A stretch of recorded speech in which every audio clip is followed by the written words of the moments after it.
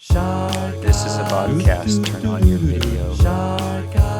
Hello, Sharkland. Welcome to Sharkast, episode 35. This is your host, Dr. Don Francis, Executive Director of Inter-American Academy, coming to you straight from the Inter-American Studios. Happy Thanksgiving. How wonderful it is that we can be together as a community once again to celebrate our students and all the talent that they bring to the table in their music and art. You've been looking at some art from our wonderful student program. In addition to that, let's take a peek at some of the musical performances that we enjoyed on Friday night at our Thanksgiving dinner.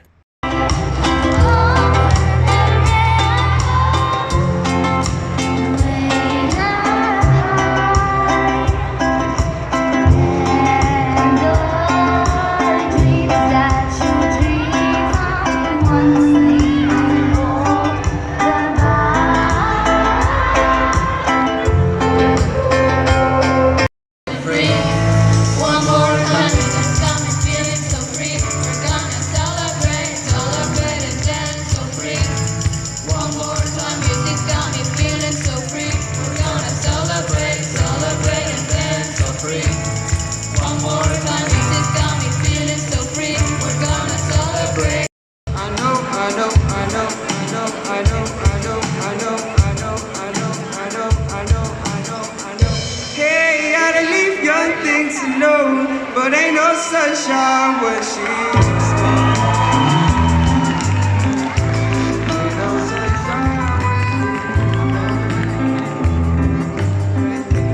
only darkness every day.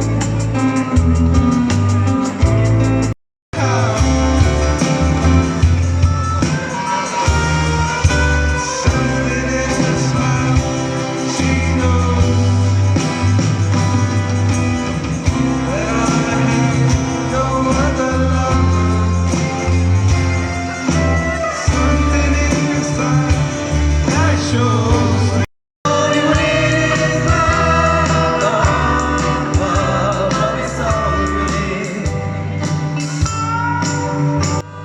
I hope you all enjoyed our Thanksgiving program. It was certainly a wonderful event with a great comeback for our community and our kids performing awesome.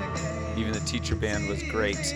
Today in our Sharkcast, I'd like to introduce you to our special guests, our instructional coaches, Mr. Chris Holmquist and Mr. Jarrell Adams.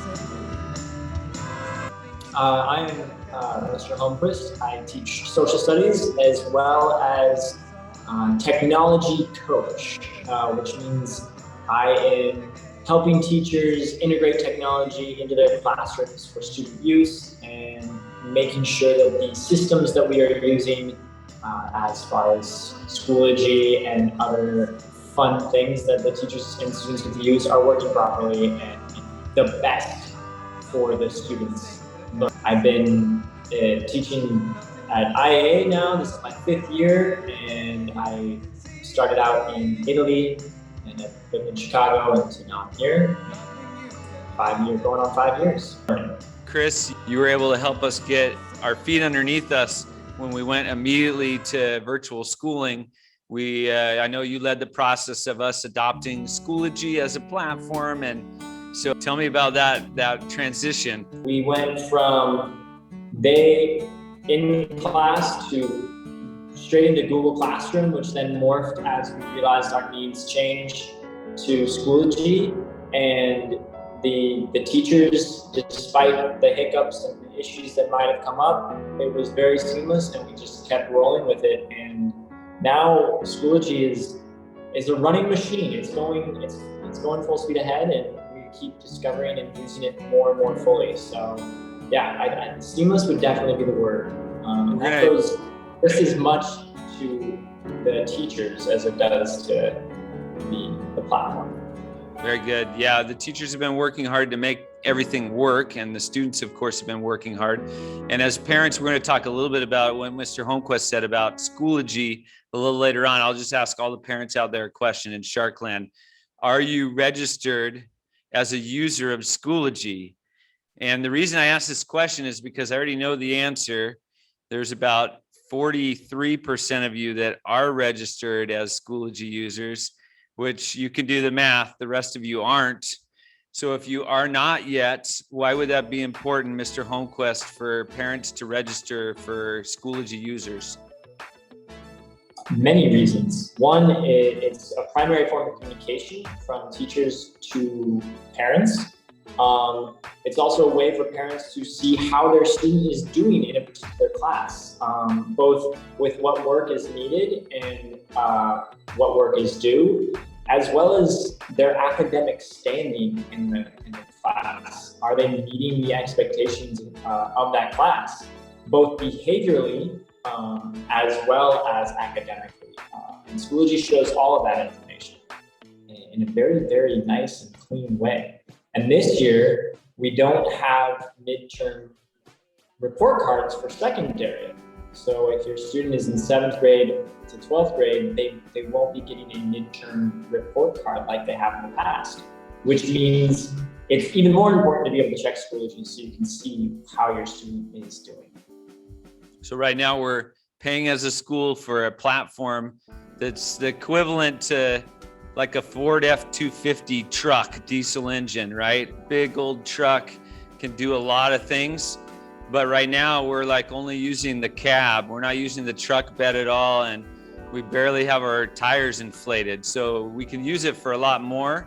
And so we're counting on all of you getting on board, climbing to our Ford F-250 diesel engine truck and run with us so that you can communicate with the teachers and see how your students are doing. If you need help getting set up with that, Mr. Holmquist, how would parents get registered for Schoology?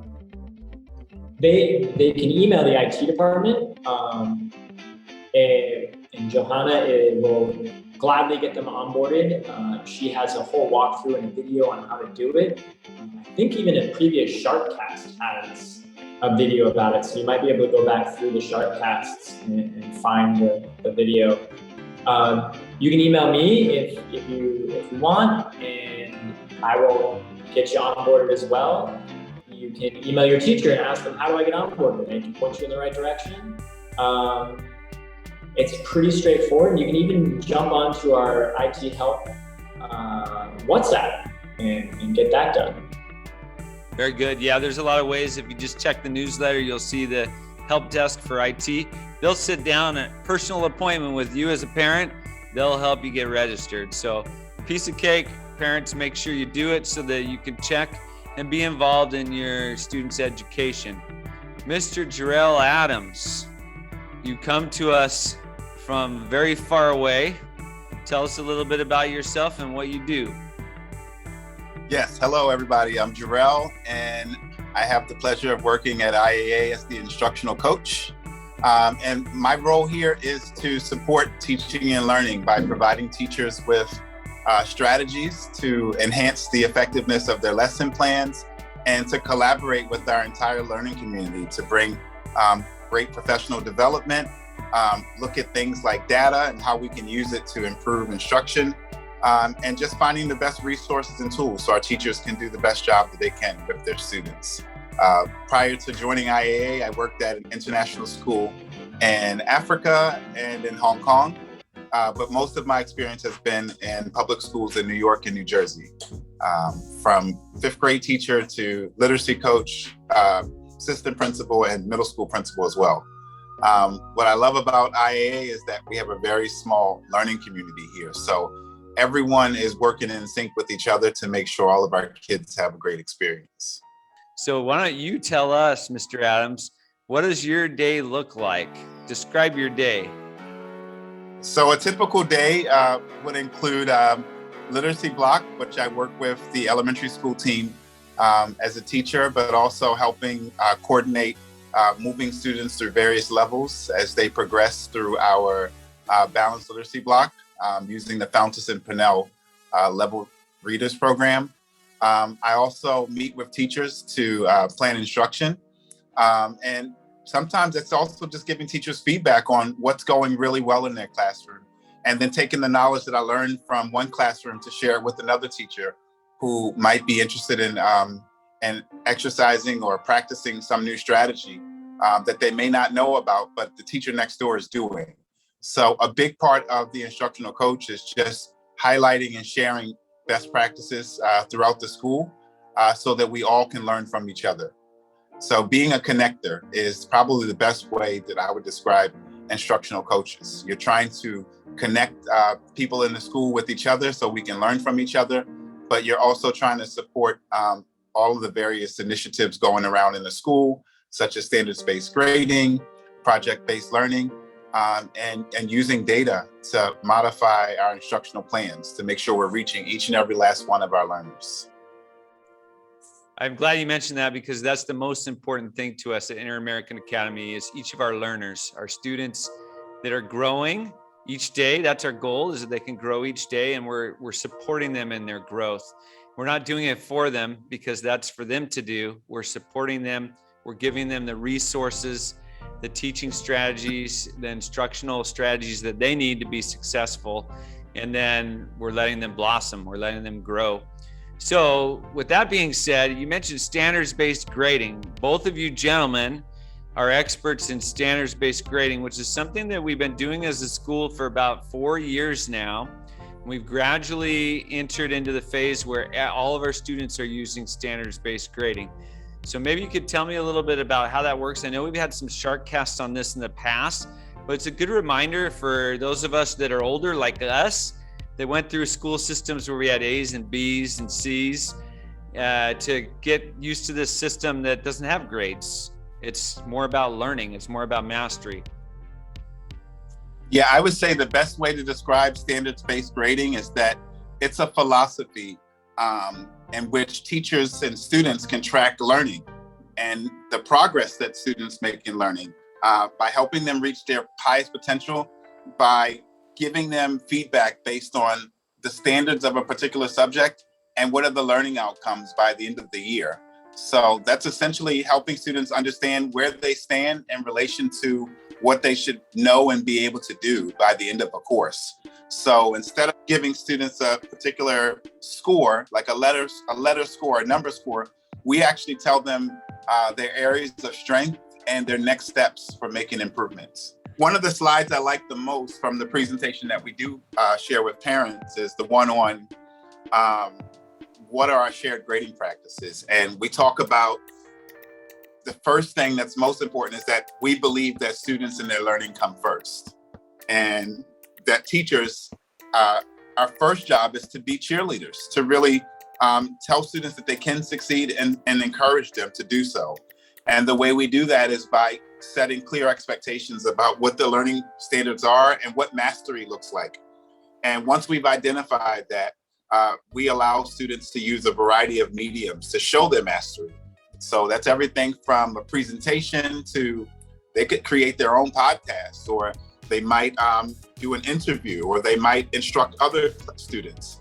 And so a big part of what we do is helping students understand what the criterion are for their various assessments and making sure that they can demonstrate progression towards mastery throughout the school year. Excellent. Chris?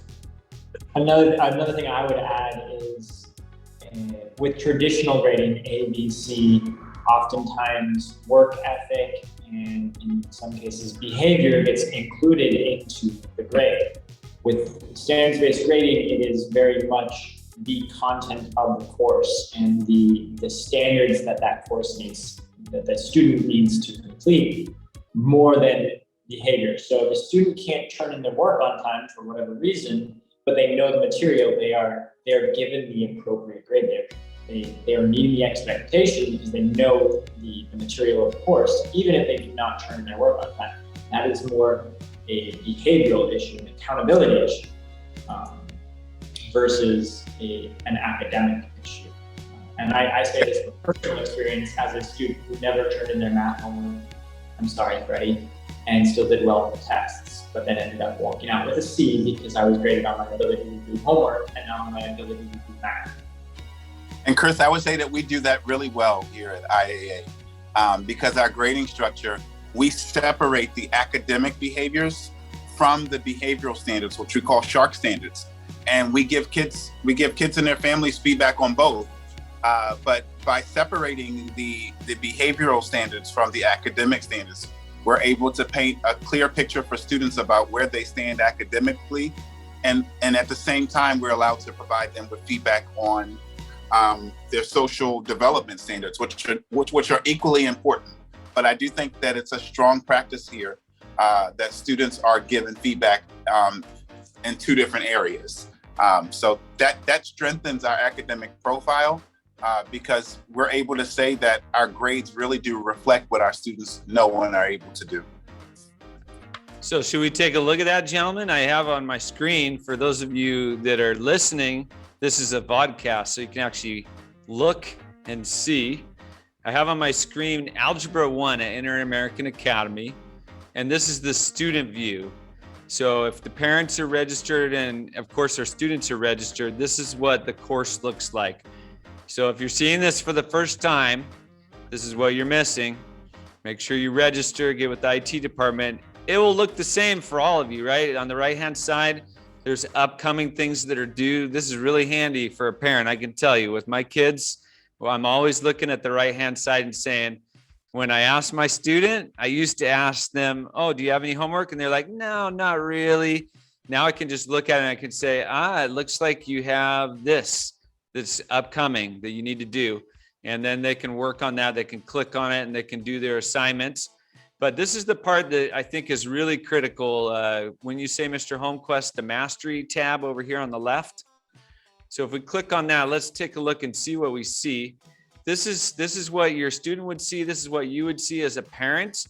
And this really gives you an idea of what the coaches, the instructional coaches are talking to you about right now.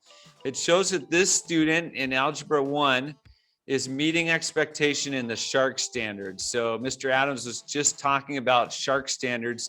Those are the standards about safety, honesty, accountability, respect, kindness. So especially with accountability, I think the A for accountability, that's a big one. Is the student doing their homework? Are they responsible? Are they coming to class prepared? Are they bringing their materials? So we would be able to see that in here. Right now, we're just looking at the algebra strand, but we could be looking at the Shark standards strand, the functions, or stats and probability. So right now, we'll just look at what we have here. We can see as a parent very quickly, or as a student, that this student on the different assessments is meeting expectations exemplar or meeting expectations. There's no score on this Algebra 11, representative and solving equations, because either it has not been scored yet or it has not been taken. Okay, so maybe the test is tomorrow and the student hasn't taken it yet. If we click on Dr. Don, if you click on one of those drop-down arrows there, okay, you can see the exact, so this was test on chapter 1. Okay. It was scored on September 7th, 2021, and the student met the expectations at an exemplar level. And then we can click on the next ones, and they, on October 20th, they met the expectations as well on test number 2, and so on and so forth. So you can see as a parent exactly what part of algebra, so this student's ability to solve equations and inequalities in one variable, they're meeting the expectation and possibly getting to that exemplar level, which means they could potentially be able to teach this to other students. They are at the understanding of this to where they could teach it. That's what that meets expectation exemplar means. If we look at that chapter 5 test, it hasn't been scored yet. It's due on December 9th. Correct. So that's why that Algebra 11, represent and solve equations and inequalities graphically, they haven't done that. So it takes all of that information, the different types of algebra standards, and gives them one overall grade. In this case, the student is getting a meets expectations overall, because for the most part, they are showing the expectations. I can see here also that the test on December 9th will be testing 2 standards, because it says December 9th for representative and solving equations, and then December 9th also for test number 5, solving equations and inequalities with one variable. So tests can do more than one. And the student has been tested on that a couple of times before. So that's the other thing with standards-based grading, is you give them enough tests or assessments to show mastery. They don't get exposed to it just one time. They might get exposed to it 2, 3, 5 times. And they have the opportunity to show mastery, which is why I say that this student is on the way to becoming an exemplar student, versus just meeting the expectations, because they're getting there. Very good. And Mr. Adams, you said earlier that it's not just about maybe a traditional exam, and math is a little bit more traditional in its content, but you mentioned some other ways students could be assessed. Can you remind us of those ways? Yeah, so our teachers provide students with an opportunity to engage in project-based learning.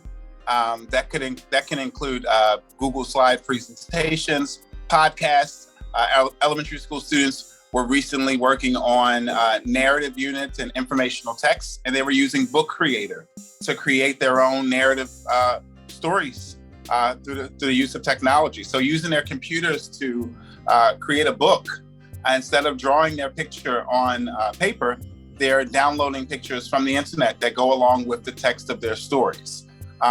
They're creating informational text using a table of contents and a glossary, and headings and subheadings. So these are things that students are able to do to demonstrate what they've learned, that are aligned to the standards. But the way they can demonstrate what they learned, we're letting them turn them into digital books. So that would be an example of how a student might be assessed outside of a traditional test or quiz. If I'm a student at IAA, am I allowed to go to the teacher and say, really, I don't like taking tests. I get really nervous. Can I meet with you and go over the material and show you that I've learned it? Or do I have the opportunity to go to a teacher and say, hey, I made this presentation that shows what I've learned. Can you check it and maybe put it toward my grade book for mastery? Can you do stuff like that? How is that received here? We highly encourage students to show their mastery in other forms. Some students don't take tests very well, right? I have some students that get extremely nervous about taking a test. They don't perform well on the test. If they can show me that they have done the work, they are ready to prove that they have mastery, I will give them a different type of assignment. Maybe it's a presentation. Maybe it's a conversation they have with me. Maybe I tell them to design a video game to show me their mastery. There's so many different ways. And what we're looking at right now on your screen is the actual Shark standards, which is more about the learning behaviors, right? And I see honesty, and that's all of the tests. And I see accountable, and then I see homework. So you can see, this is very interesting. This is the same student we were looking at earlier, right? So you can see this student has a lot of no evidence in the homework section, and a lot of meet expectations too. But the student is exemplar with the tests in showing that they've mastered the content. So this is a lot like Mr. Holmquist when he was a student and he did really well with the tests, but he didn't do the homework, but he got a C for his grade. This student, the grade that would go to the universities would be an exemplar grade, which would help them get into a more prestigious university. And it wouldn't penalize them for their not doing their homework a few times. You can see 1, 2, 3, 4 times the student just didn't do their homework at all. They didn't turn it in. But that's probably because the student already knew how to do the material. And so it was busy work. It was gonna be a waste of his or her time. And so they were able to skip that and say, I already know how to do this. I feel comfortable with it. On the test, I'll be able to show my mastery and that I really know this up and down. So that's kind of cool for kids like you, Mr. Holmquist. Yeah, and you actually bring up a good point. If we were to see a student who essentially throughout the entirety of their course was not turning in the homework, but doing really, really well on the exams, that would be a flag for us to, okay, let's take a look at this student. Maybe they're not in the right class. And that's one of the advantages that we have here at IAA, is that our student support staff is really strong and they're watching for these things. So if a student is not doing any homework, performing really well in the exams, we might go, okay, maybe we need to pull the student out see if they need to be gifted, see if we need to put them into a higher level class, and actually give them the content that they need. Because one of the most important things that we can ask ourselves is, what do we do if a student already knows the material we're trying to teach them? And this is one way where we can check that without penalizing the student for knowing the content. Excellent, excellent. Now when we look for the same student at functions, we can see something a little bit different. As a parent, you'd be able to look at this and see, oh yeah, meets expectations exemplar for 3 of the function standards, but then we see one at the bottom, which is approaches expectation. That just means the student's still working at trying to master that standard. So we can see some improvement already, because we see on October 26th, this student was approaching expectations. And then they had another test about a month later where they were meeting expectations. So they're showing growth. And that's what we're looking for, is we're looking that students are growing and learning. So what's happening in this video here is you can see students in Miss Susan and Miss Anna Rossi's literacy block meeting with students from my literacy block, and the students are giving each other feedback. So they all wrote informational articles, and now the students are reading their articles to each other and giving each other feedback. And some of the things that they're looking for include, does my partner have a title? Does my partner have a table of contents? Did my partner use headings and subheadings? Is there a glossary available? So the students are looking for the features of informational text, and they're sharing that with their partner. They're also giving each other feedback on punctuation, spelling, capitalization. And it's really interesting to see the students talk to each other, because they're using the same language that the teachers use with them throughout the writing processes, which is, let's start off by drafting it. And now that you've drafted what you're gonna write, let's plan it out and see what that's gonna look like, and then start writing. And so this is the part where the students get to edit their work. And so they're giving each other feedback. You can see Kai and Maylin working together, and they were giving each other feedback. And some of the things I heard students say included, you forgot your period here, or you forgot a question mark, or hey, aren't you supposed to capitalize the first letter in a new sentence? And another student said something, I think it was Daniel Chen. He said, well, this word is very difficult. Shouldn't this word be in the glossary? And the kid responded, oh yeah, I'm gonna add this word to my glossary because I don't think everyone knows what the word endangered means. So it was very interesting to see the kids, way before the teachers had put any grades on these assignments, they're using peer assessment to give each other feedback about how to improve their writing. Well, this is an example of students in my literacy block. This is Liat right here, and she's writing her information. She's already written her informational text. Now she's putting it into Book Creator, so that from her paper, she's now gonna use technology to bring the book alive. And so at the end of this, she's gonna have a completed digital book that she can then share with her peers and her family members as well. So this is how we are integrating technology in the class. And as you can see, the kids are taking directly from their paper and now transferring that into a digital form. And this is just one way to keep them engaged in the learning process, so that it's not always pencil and paper. We try to find ways to make it interesting and exciting as well. This one's about rabbits. It's about rabbits, that's right. So I remember one of the things that she was working on was she wanted to talk to us about where rabbits live and what's the life cycle of a rabbit. Yeah, and you can see the life cycle right here. Newborn, kitten, young, adult. Yeah, I didn't know that they were called kits as babies, and that was something she taught me. Nice. And here they are, all of them working in a group on this same project, right? They're starting to type and find pictures, maybe put it into a, what would you call the book program? It's called Book Creator. Book Creator, yeah, okay. Very cool. And you have the little sketch pictures for a storyboard here. That's pretty awesome. That's first grade, right? This is first grade, and that's Miss Ani's class, and that's Charlie.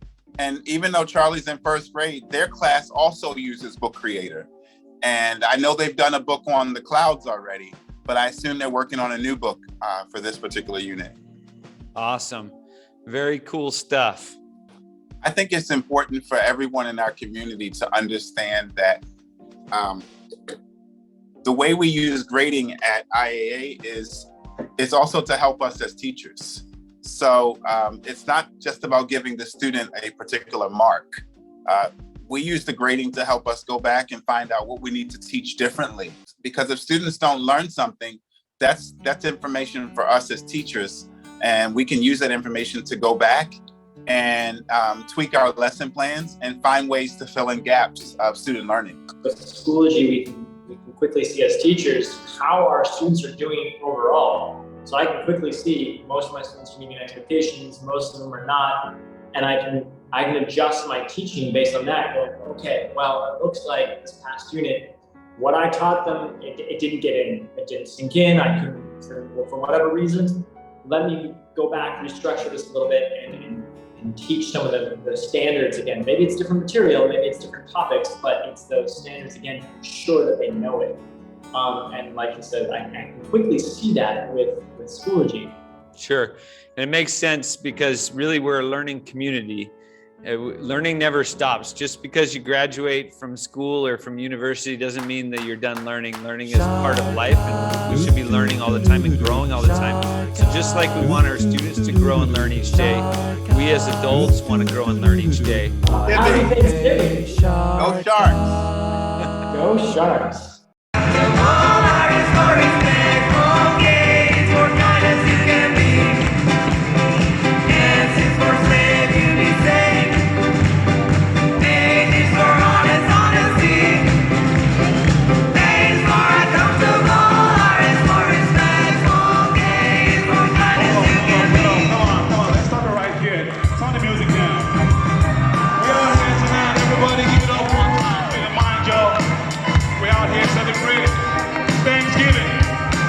Say Sharks!